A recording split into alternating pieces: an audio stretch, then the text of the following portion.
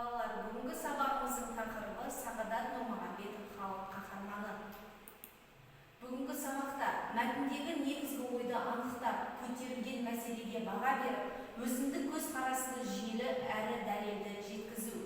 Публицистикалық стильдің жанрлық және стильдік ерекшеліктеріне сай тілдік құралдарды орынды қолданып, шағын мақала жазу. Бүгінгі біздің сабағымыздағы жаңа сөздер: қаһарман, ер, батыр, ер жүрек, көптен бағасын алған адам, генерал, жоғарғы әскери атаққа ие және сол атақтың иесі, тарихи тұлға, белгілі бір елдің танымал адамы, қоғамға еңбегі сіңген қайраткер, айтулы азамат, байыптылық, шыдамдылық қасиеттің үлгісін көрсету. Балалар, сабағымызды бастамас бұрын бүкіл адамзаттың алдында тұрған қандай басты мәселелерді білесіңдер? Еліміздің тәуелсіздігі мен тыныштығын сақтауға үлес қосқан тұлғаларды білесіңдер ме? Халық қаһарманы Сағадат Нұрмағамбетов жайлы не білесіңдер? Оқушылар, біздің елімізде, тарихымызда елдің басына түскен қайғы қасірет алып келген көптеген соғыс болған. Сол кезде ер мен елдің шыншылдығы, батырлығы, төзімділігі сынға түседі. Сол сыннан сүрінбей өткен, елімізге ерлігі сіңген көптеген қаһармандарымыз бар. Біз бүгінгі сабағымызда сол бір қаһарманмен таныс боламыз. Оқушылар, мәтінді оқимыз.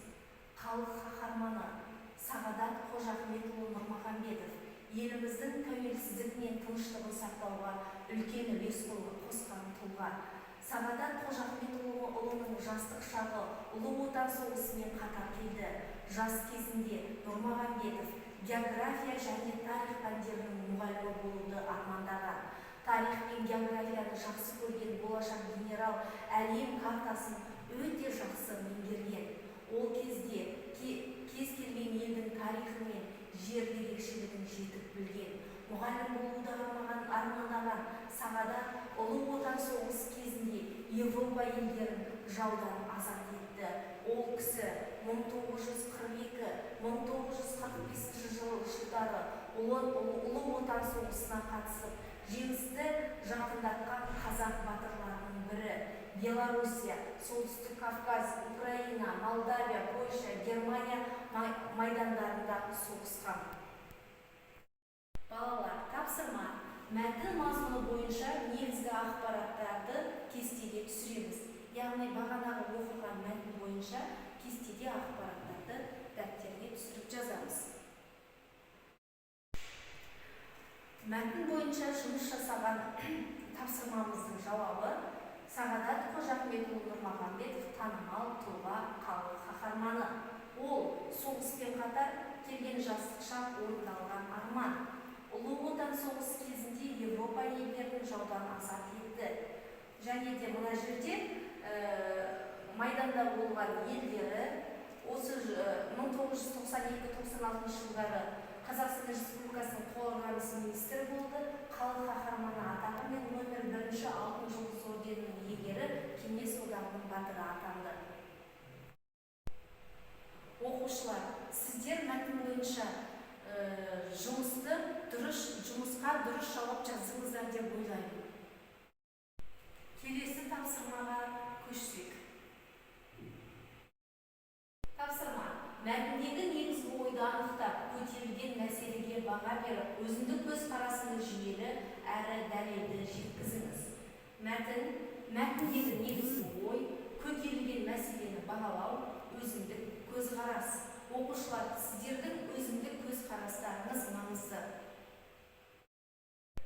Балалар, тапсырмамыздың жауабы: мәселе отанымыздың тыныштығын қорғап, ел тәуелсіздігін баянды ету. Ел тыныштығын сақтауда батыр бабаларымыздың жан аянбай еңбек етуі, күрес жолы кейінгі ұрпаққа өшпес өнеге.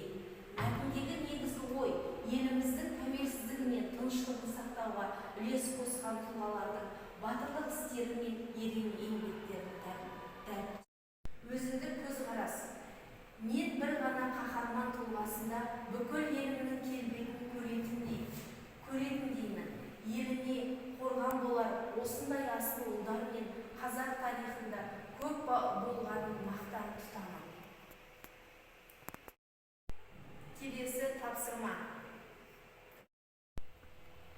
Бүкіл әлемге қауіп-қатер төндіріп тұр.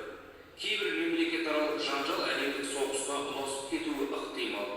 Әр адам жасына, этностық немесе діни көзқарасына қарамастан, жер шарының кез келген нүктесінде бейбіт және бақытты өмір сүргісі келеді.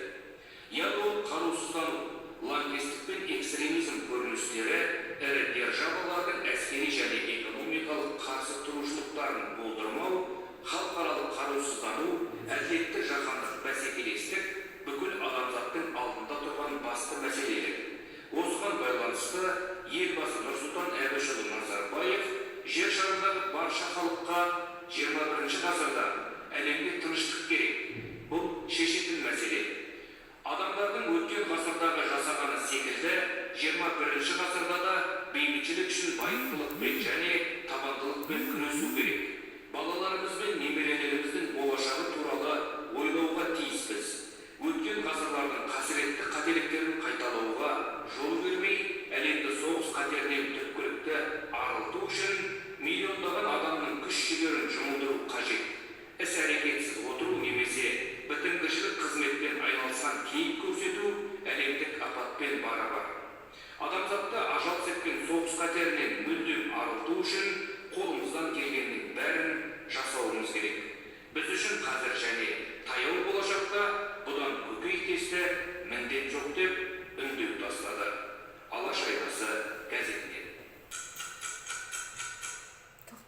Аудио мәтінді мұқият тыңдамас бұрын мәтіннің мазмұны бойынша кестеге берілген ұғымдардың мағынасын ашып жазамыз.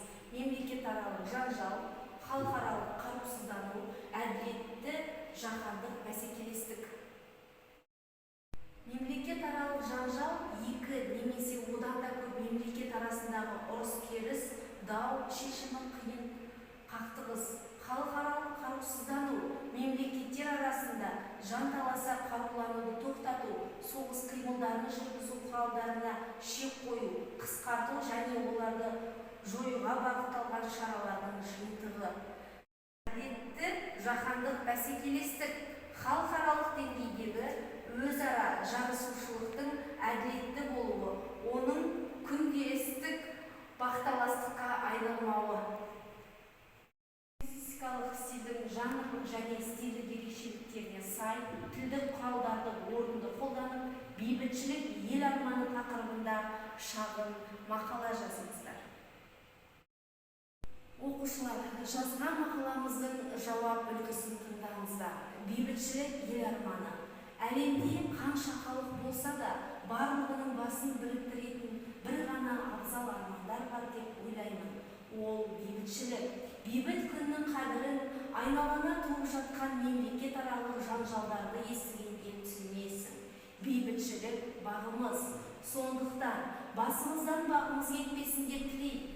Бейбіт күннің белгісі бұл. Көгершіндеріміз көк аспанымызда мәңгі қалықтасын десек, әр азамат осы күніміздің қадірін біліп, барымызды бағалап, жоғымызды түгендеп, ел іргесін бекемдеуге атсалысуды парыз деп білгеніміз. Ал парыз, аманат деген келі ұғымдарға қиянат жасауға болмайды. Сәбилердің шат күлкісінің ешқашан толастамауы осы парызымыздың дұрыс өтелуімен өлшенеді.